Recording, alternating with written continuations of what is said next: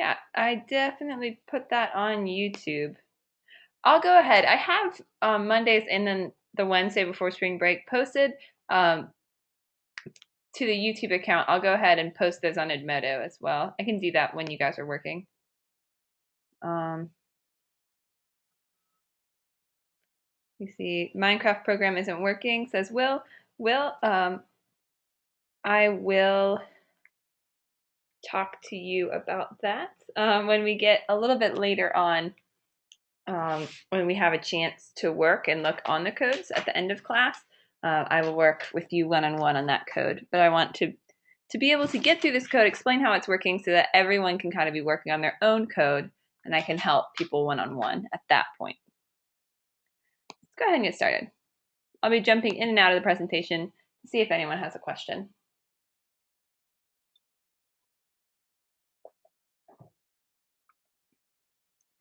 All right, so we will look at these. We're gonna end class today, or 5 minutes before the end of class. I'm gonna show you guys these websites where you can do some more Minecraft programming a little later on. So a reminder of how to launch Minecraft on your Pi. You can do this. You do not have to do this with the terminal, but we like you guys to be able to do it with the terminal, to know how, because it may not seem like this is the most efficient way,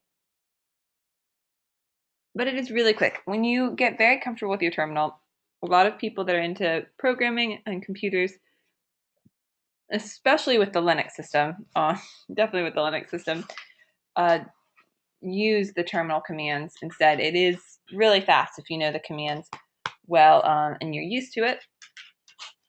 Much easier, and it's right there if you already have the terminal open and available.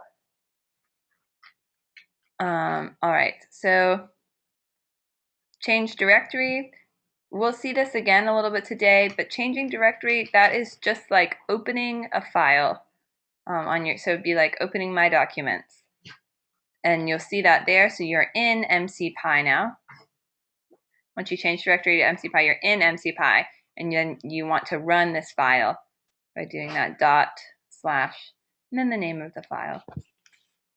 Or that, I guess it would be similar to like an application. And that's how you launch Minecraft with your terminal. And after Minecraft is running, you're going to want to launch idle. Not idle 3, but this version of idle. All right, it's 3:37 now. I'm going to give everyone till 3:40 to go ahead and launch Minecraft and then launch idle.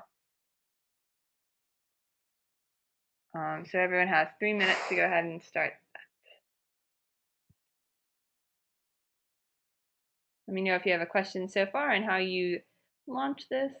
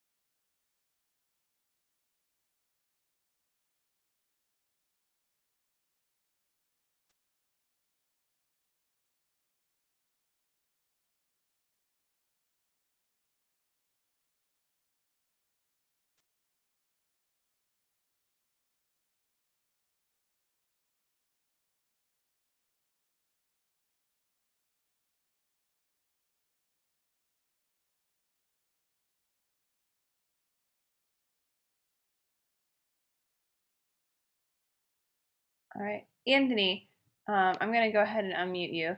Hey, Anthony, do you have a question, or are you just letting me know it's open?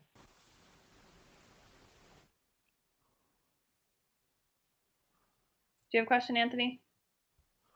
No, I just got the stuff up. Okay, great. Just want to make sure.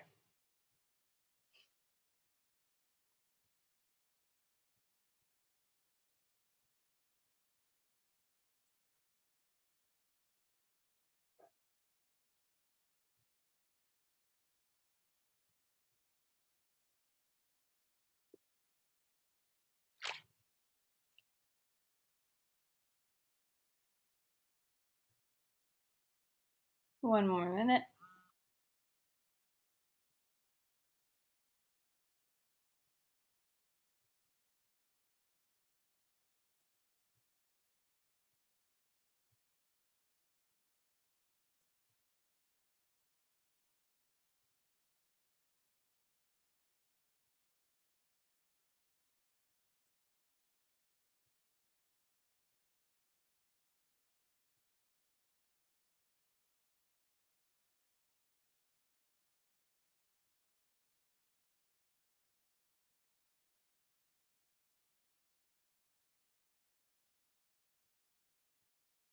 All right, guys, I believe someone just got here as well, so I'm going to I can't tell who it was, but let them know what we're doing right now. We are just pulling up Minecraft on your Pi. It's a reminder of how to do that. You got to change to your MCPi directory and then /Minecraft-Pi. All right, we're going to open Minecraft and then open idle as well. And then we're going to hack Minecraft with Python as we did on Monday. Idle 2.7, not idle 3. And we're using an API. So as we talked about, this is the interface that gives us tools to adapt, modify, or change a program to suit our own needs. So now I'm going to show you guys how you're going to be approaching these different programs. So normally when I'm explaining programs, I want you guys to be typing along, but you'll actually get an opportunity to type these programs. We'll have them up at the end to work on. So this is going to be more in theory. So you guys don't actually have to open a new window at this point, but you can if you want to. I'm just going to be moving pretty quickly. I'm not going to give, a few minutes for you guys to catch up and type the code. So go for it. If you're a fast typer, you can start working on them as I discuss them. But don't worry if you are not following quite. You guys will all get the opportunity to type at the end. All right, so this is the Hello Minecraft program that we made on Monday. It has the 3 import lines. These are our modules, our groups of functions. And then we have this connection line, connecting Python and Minecraft. And the post to chat function, which is part of MC in this Minecraft. And then, so what happens is, as this code starts, if we did not have this time sleep, it would end and then the text would end. But as for now, the code won't end for 5 seconds. It's just going to pause there for 5 seconds. And then the program ends.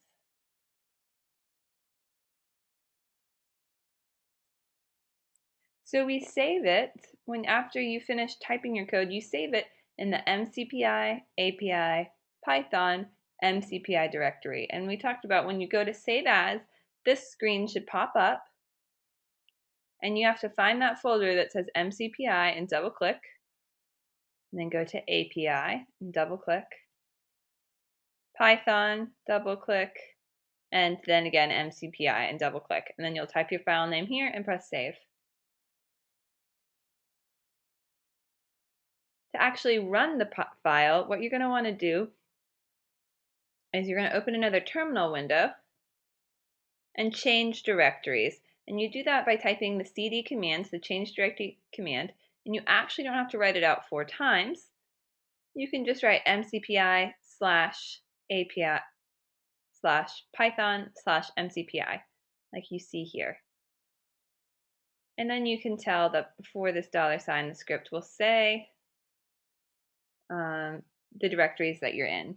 So the MCPI directory, which is in the Python, which is in the API, which is in MCPI, right? Kind of like Russian nesting dolls. So once you've changed directories, this is after you've saved your file and you want to run it in Minecraft. You can type ls after you've already changed the directories, you can type ls to see if your file is in the list. It should appear. And then you launch your program by typing Python and then the name of your program. Right, so typing this ls command just lists. And then here, I forgot to write Python there, but it's just Python and then the name of my program. And when I press enter, I'm hacking Minecraft.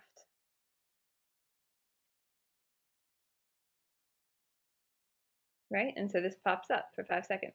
And again, that's Python and then the name of the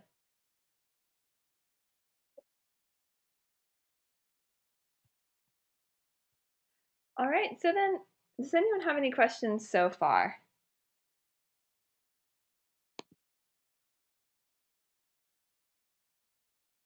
All right, we don't look like we have any questions so far, so what I'm going to do is then go into the actual programs themselves and start explaining those so that hopefully you guys can start typing in them and working with them.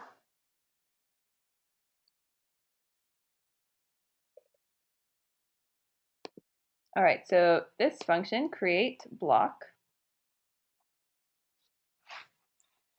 we have our 3 import lines, and this is just the same function before. That is going to, this is our connection, and this is going to post hello Minecraft world, and that's going to last for 5 seconds before the code continues. And so what this is going to say, or kind of why we do this, why we show this hello Minecraft world, we find it useful, Mr. D and I, because we know then that the code is working. Sometimes you'll put a block, you'll place a block into the environment and just not be able to find it. You might not know that it's there. So it's nice if you are able to know that the code is working because you see that hello Minecraft world pop up. All right, and so then we have this place a stone block in the world, and you can see this is that line of code. So we have the MC dot that connects back to this connection line, or this connection line here. Set block is our function. And here are the coordinates. So this is determining where in the Minecraft world, and you can see your coordinates in the upper left corner of your screen if you look in Minecraft. And it shows you know where you are.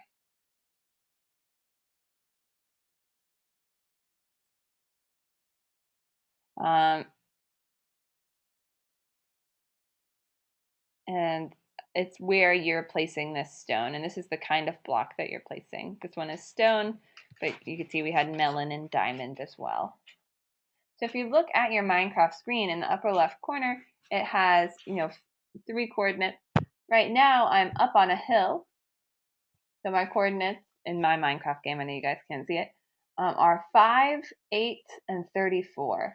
So what that means is that from the center of my world, I'm kind of 5 units over, 8 units up, which means I am on raised terrain, and 34 units on the z-axis. So if you were thinking about if the ground was flat, you could either move along the x-axis or the z-axis on that ground. And then the y-axis kind of includes the sky. Does that make sense to you guys?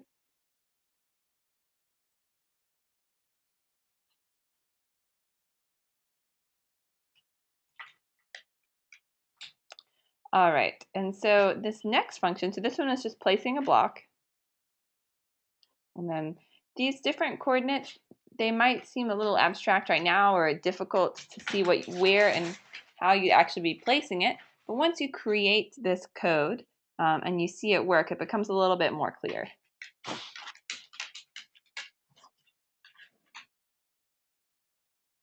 All right, so this code here, it lets you know where your player is. I believe someone told me that the player was named Steve. Let me make sure I don't have any questions. All right. Lets you know where Steve is, and then it actually lets you move Steve. This is going to be different because since you are dealing with 3 dimensions, you don't want to put Steve where something already is, if that makes sense. But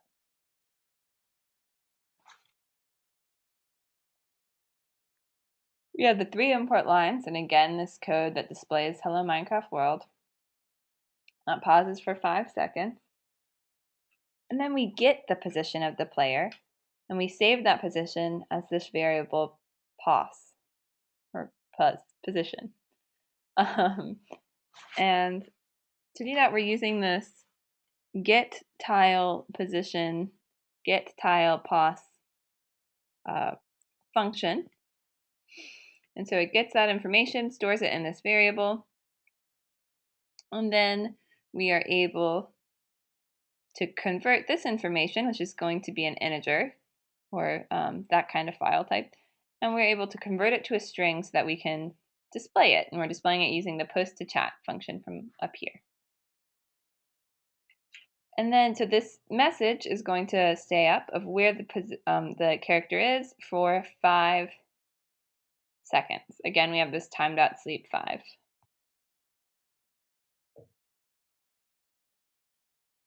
There's another function. Instead of get tile pos, set tile pos. And so that's why this function is called jump. It moves Steve. It moves Steve location, and you can set it just like you'd be setting a block. You set it using the X, Y, and Z coordinates. All right, so hopefully this is clear for you guys. We have this get versus set and tile pos. And that way, if you are building a structure and you want it to be in a certain area of your world, you can put something like this at the beginning of the code so that your character is located near where the structure is going to be so that you can experience it or see it. All right, so then this is the next bit of code that we're going to be looking at. It's called build a wall.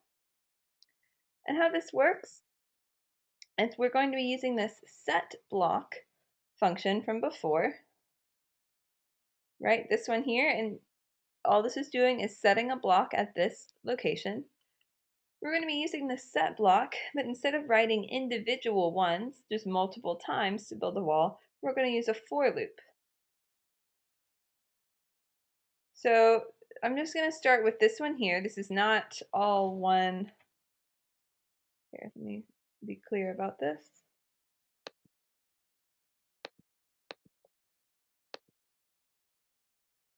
These are 2 separate codes.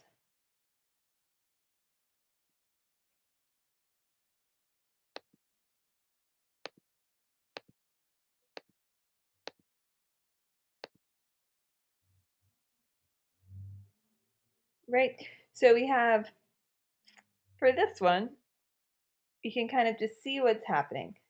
We have our import lines, we have our connection line, and then we have a for loop. So if you guys remember for loops from Python, it's for a temporary variable in and then a range. So our range is from 0 to 10, which means it starts and goes up to but doesn't include 10. So this is going to be the list of numbers 0, 1, 2, 3, 4, 5, 6, 7, 8, 9, right? And it's going to take on a value in that range every time you go through the loop. So for the first or the 0th time you go through the loop, it's going to be like setting a block, and the value is going to be right here. So the 0th time, it's setting a block at 0, 10, 0. And then the next time through, it'll set the block at 1, 10, 0.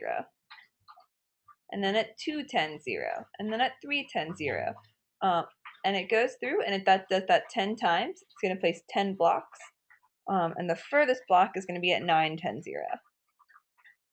And that's going to look like this. It's a line of blocks. You're just placing blocks one right next to the other by just adding 1 to the x coordinate each time.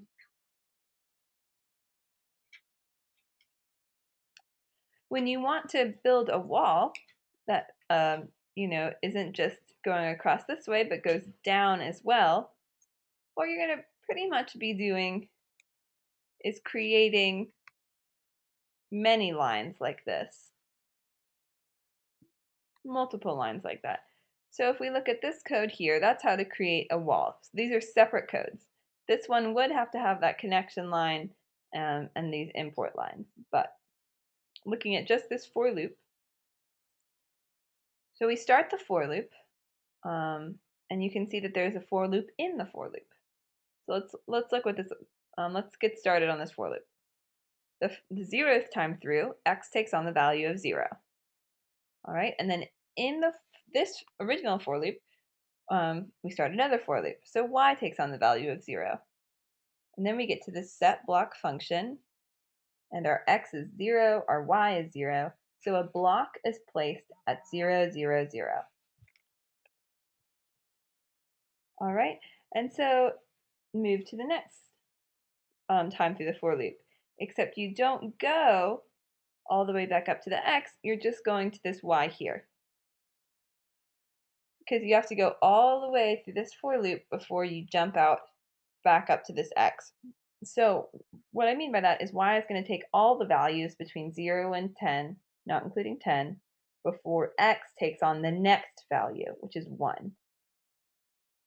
So the coordinates will look like 0, 0, 0, the next time through, 0, this one doesn't change, 1, 0, 0, 2, 0, all the way up until 0, 9, 0, and then we do jump, and this takes on the value 1. This for loop starts over, so it gets kicked back to 0 again. So then it's 0, or it goes from 0, 9, 0 to 1, 0, 0, 1, 1, 0, 1, 2, 0, and then y again goes from 0 to 10, not including 10. Then it becomes, so it goes to 1, 9, 0, and then 2, 0, 0. All right, so what does that look like?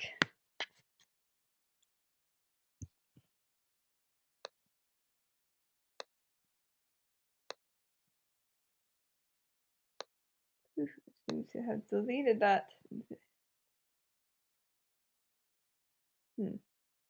One moment.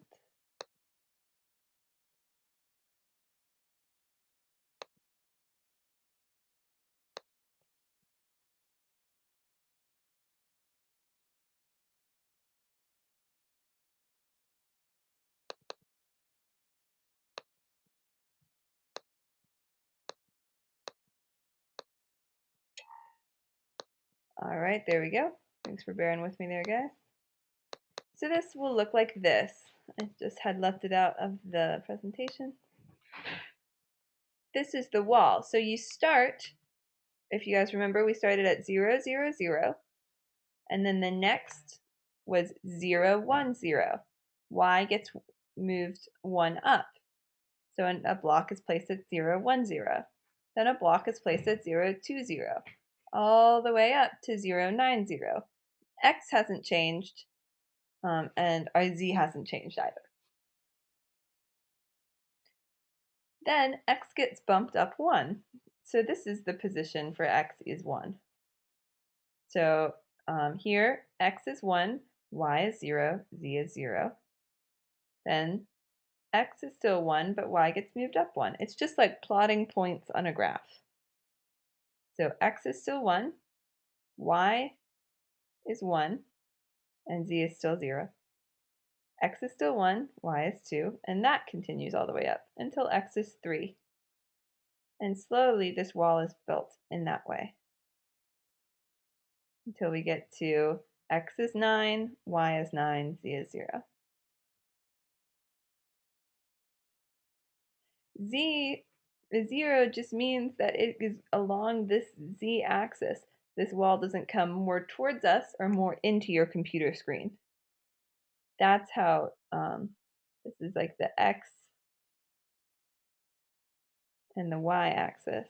And the Z would be like if this dot here, if you put your thumb or into the computer through that, or if your thumb jutted out through this crosshairs. That's the Z axis. So it just stays on that Z line.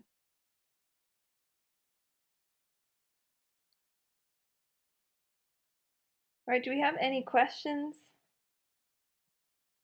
Any questions so far?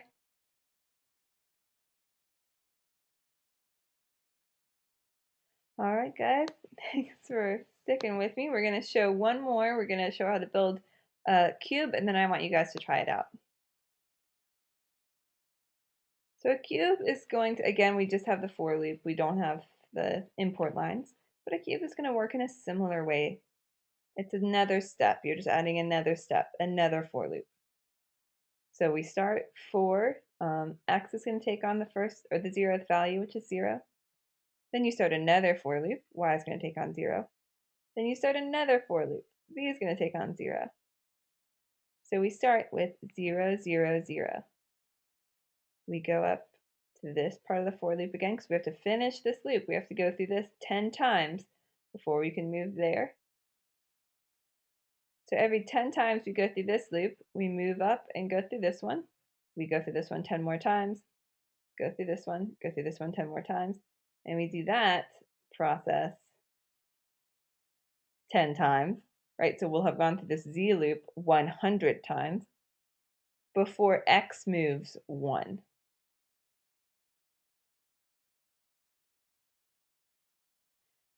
I'm hoping this, guys, makes a little bit more sense. We'll see in the same way that I showed you how a wall is built, how this cube is built. So we start at 0, 0, 0, then it's 0, 0, 1, 0, 0, 2, 0, 0, 3, all the way up to 0, 0, 9.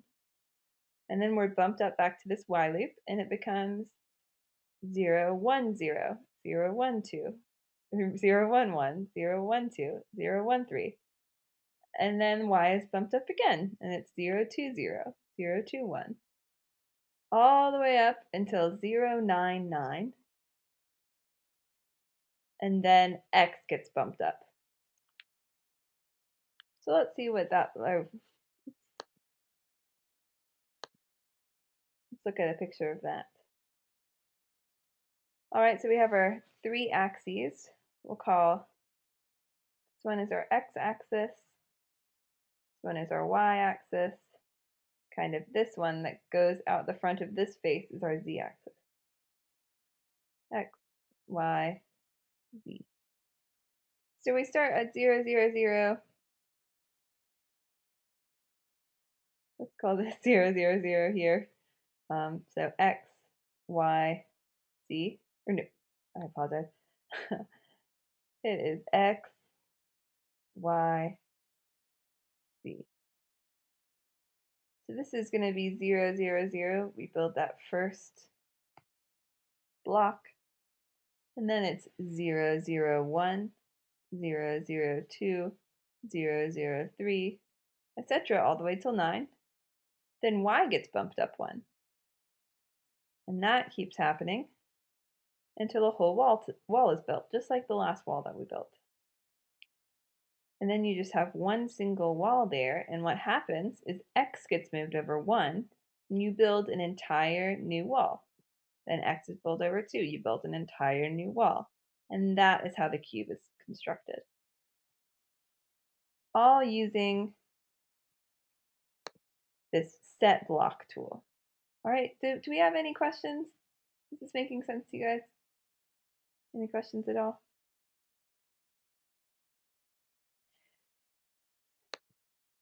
You guys, you don't have to start, from 0 to 10. If you wanted, let's go back to just building a line. If you wanted your line of, they start here with y up at 10, right? If you want your stone block to be up, like on a hill or in the air, then you're going to have to start with your y being higher. You don't have to start at 0. This range goes from 0 to 10. When you're setting this range, you're actually setting where the blocks are going to be placed. So you could start at 10 and go to 20. Right? It doesn't matter. That aspect does not matter. Well, it matters for where you want to place it, but you don't have to start at 0. All right. So then I'll show you how you build the hollow cube and the sphere and what it looks like. This is the hollow cube. This is the sphere. It can't be smooth because we're using those 1 by 1 blocks. But so for the sphere, how it works is you're doing this range again, but then what's happening is you have this mathematical formula that describes a sphere. So you draw this function, which is x squared plus y squared plus z squared. And pretty much how a sphere works is that it has that center, right? And that point in the middle, and where all of the points surrounding it that are 100 units away make up that sphere. So that's what this equation is describing. It's the set of points that look like a ball that are all 100 away, 100 units away. This is 10 squared. And so that's kind of how the sphere works. And this hollow cube works. You have these ranges and then this if statement with these Boolean values. And so if we have time at the end, I'll go through and explain a little bit more how this works. But you guys can also just look at that and see if you can hash it out. I want you guys to first try more of those simple shapes. All right, so here's what's going to happen now. I'm going to go ahead and put up the functions. I want you guys to start trying this out. I'll leave this up as well over here.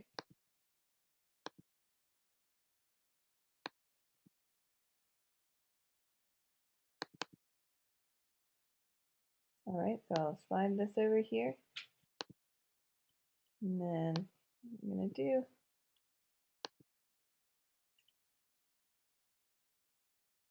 all right, so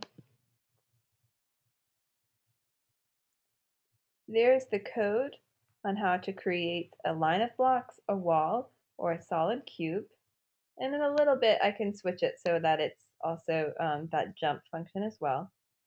So you guys understand you would need, if you just want to create a cube, you should have just these import and initialize lines and then starting down here with this for loop.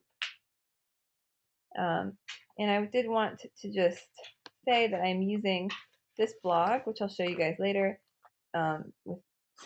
made available to me by GitHub, where they go through and show you how to make some of these structures. So it's really great, and I will pay more credit to that at the end. All right, does anyone have a question on what they're supposed to be doing? So what we're doing right now, I want you guys to go ahead and start trying this out. I'm going to give everyone until 4:15 to try it on their own, and then I'm going to check in, but do not hesitate to contact me beforehand, to send me a message beforehand if you're confused. All right? Great. Go ahead. Get started. Go ahead. Yeah, get started. Start writing this code with idle. Start trying this out.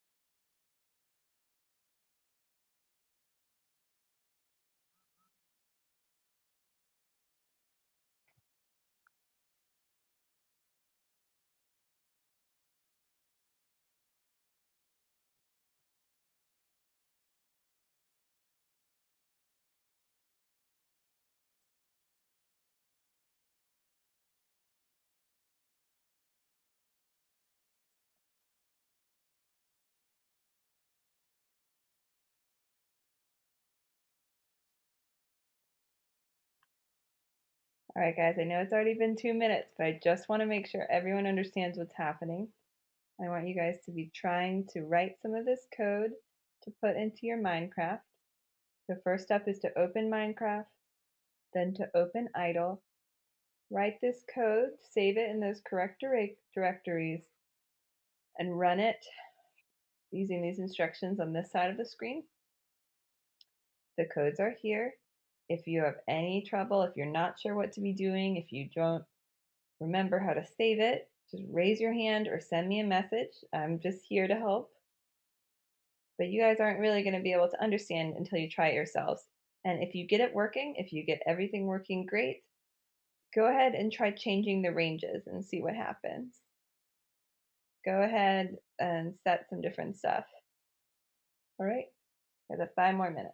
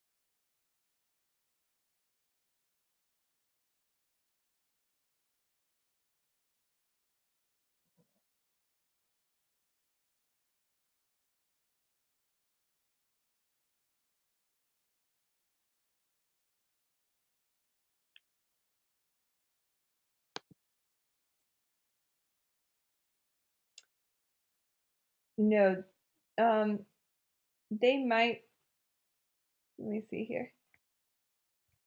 Um,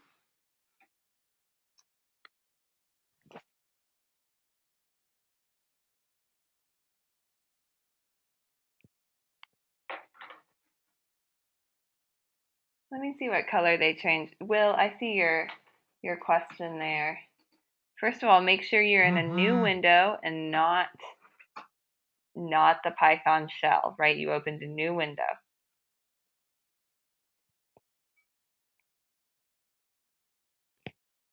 But they might not be, it might not be the same setting. You can change the colors. It's not a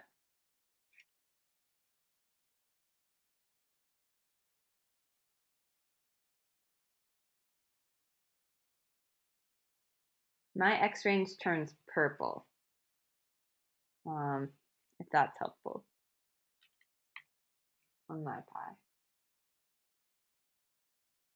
And my numbers don't change any color at all. All right.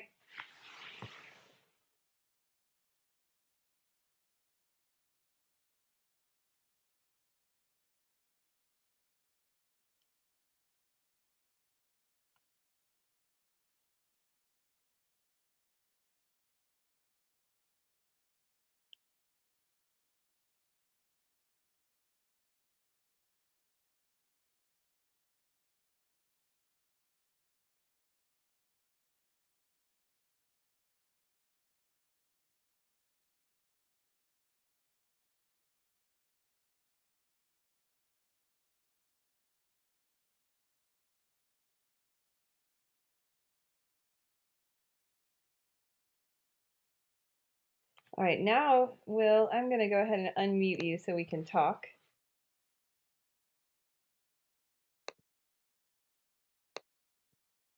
Hey, oh, you have muted yourself? Okay.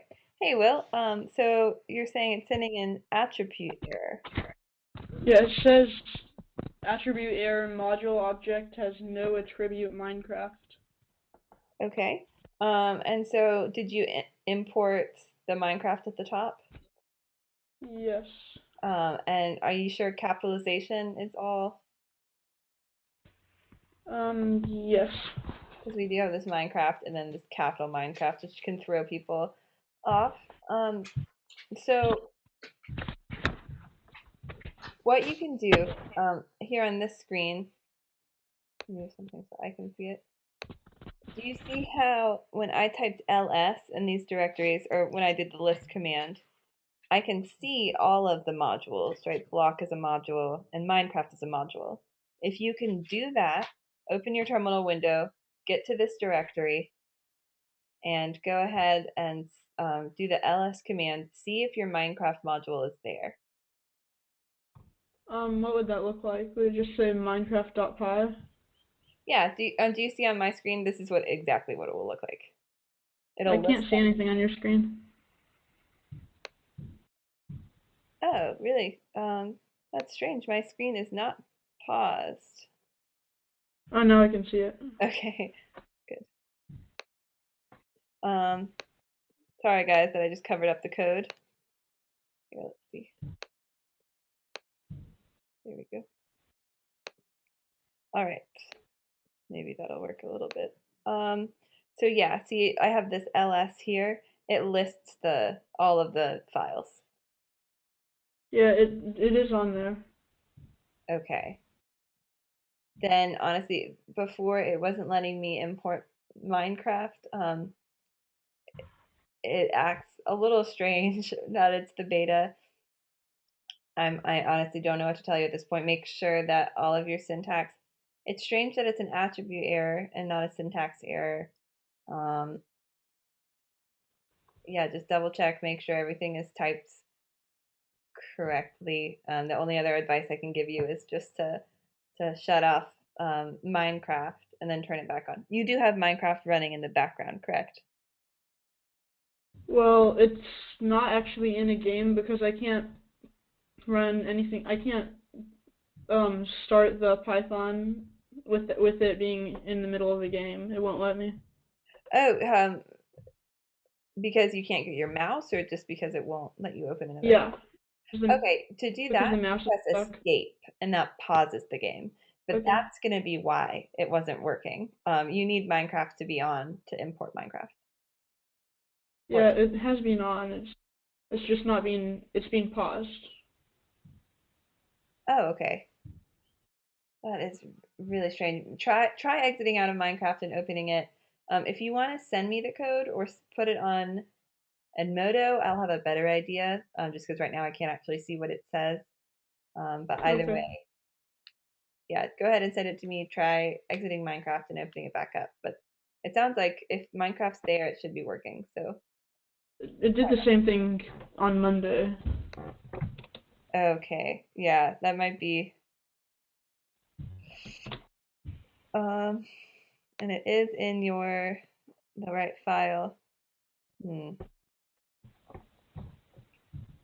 Yeah, if you wouldn't mind, please do send me that code so I can see if it is in the code or. Okay.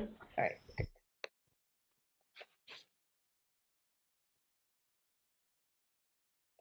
All right. Is anyone else having a problem? Anyone else have a question? It is already 4:18, so we have about 5 minutes. Okay. Oh, someone has a question. Hey, Tegan, what do you think? What's your question?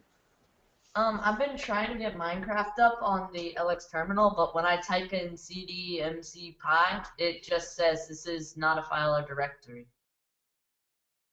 When you say MCPy? It just says this is not a directory. Please try again. Do you have Minecraft Pi on your Pi? Yeah, it's on there. It just won't come up. Okay. Try opening the file manager and make sure that MCPy is by that. Okay, so when you open your file manager, you know how you can see to the left the main directories. Here, let me open my file manager.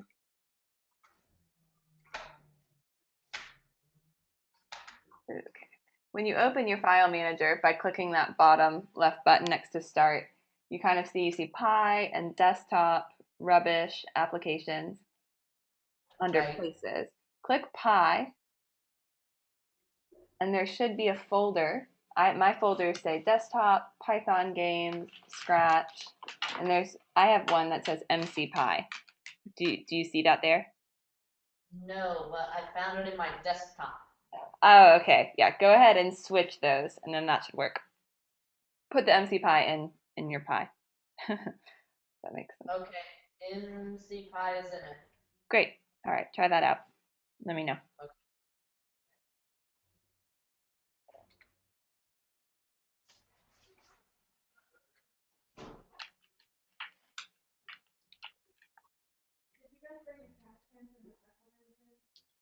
Now it worked. Thank you. Great, no problem.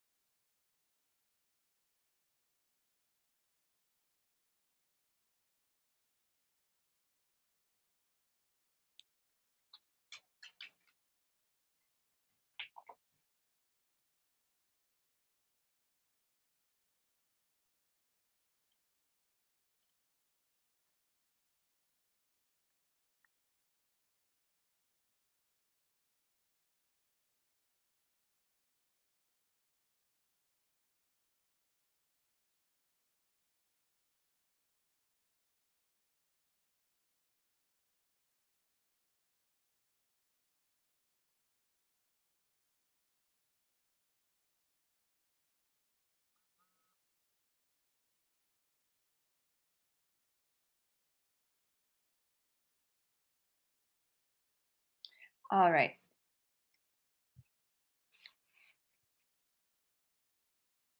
So it is 4:21, so I want to show you guys something cool that Mr. D has created. I'm going to pull this up. And I will post this code for you guys to look at and work on. It is more complicated because it's a math that I don't believe anyone has gotten to yet, using the sine function. And sine uses ratios.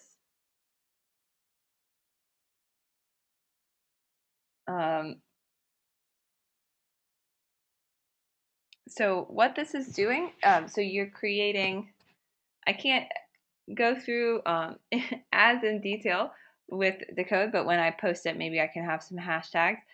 You have these import lines. This is similar to an import line. It's just a little bit different. You're able to use the sine function without having to have that dot attached to math. So that's what's happening there.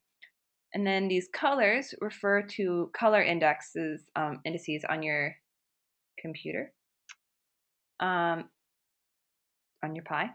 And what it's doing is it's creating these colors that create this curved shape. And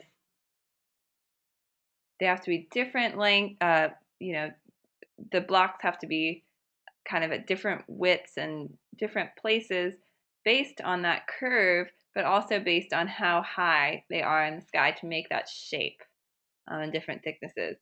So it's a more complicated shape for sure, but what you end up with is this really wonderful rainbow. And that's not even a great picture of it, but it's really cool to see in your code. So I'll post that for you guys to be able to look at and try to figure out.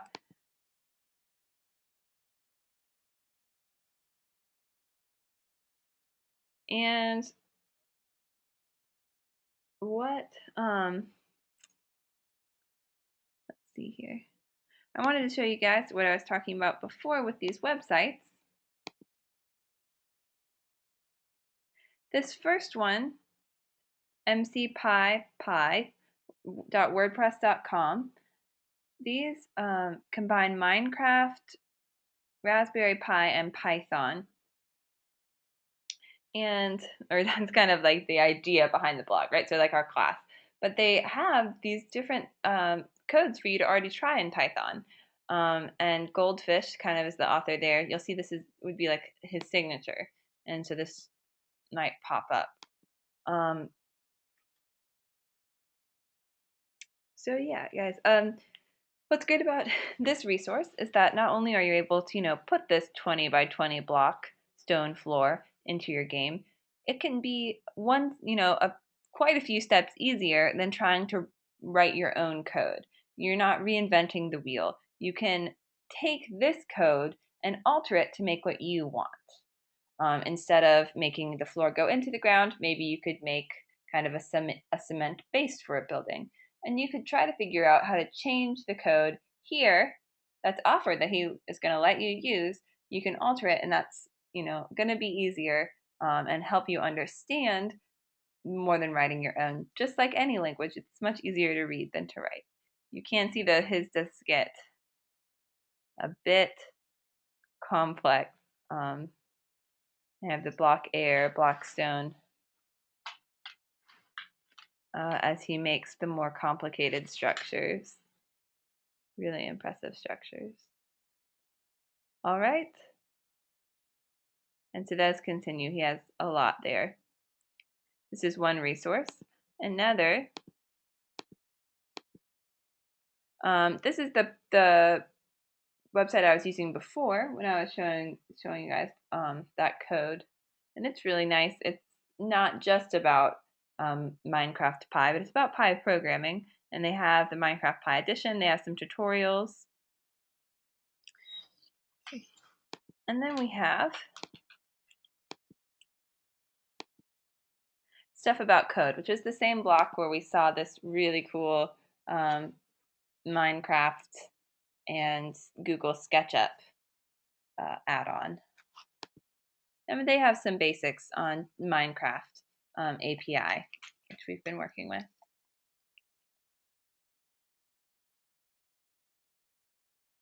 Right, and so this is, you can see, has notes. This is getting the player's position, interacting with a block, change the block to wood planks. He has nice notes to let you know what's happening, which is very cool. All right, does anyone have any questions? Will, I did just see that your code popped up, so I can look at that real fast.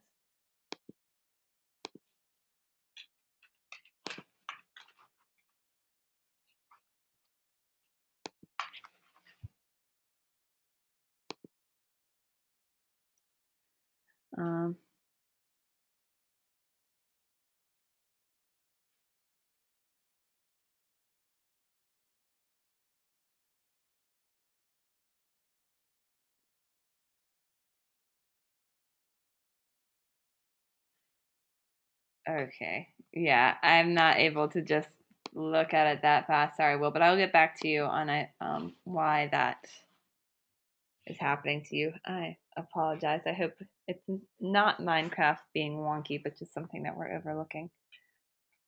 All right, and so next week we will just be starting some other engineering, some more hands-on stuff soon, getting ready to learn about rockets. So yeah, go ahead, email me if you have any questions. As you guys continue, hopefully, I found Minecraft really fun, so hopefully you guys will continue with that. Email me if you have any questions, or post on Edmodo any cool things that you make. Some things to think about when you're building.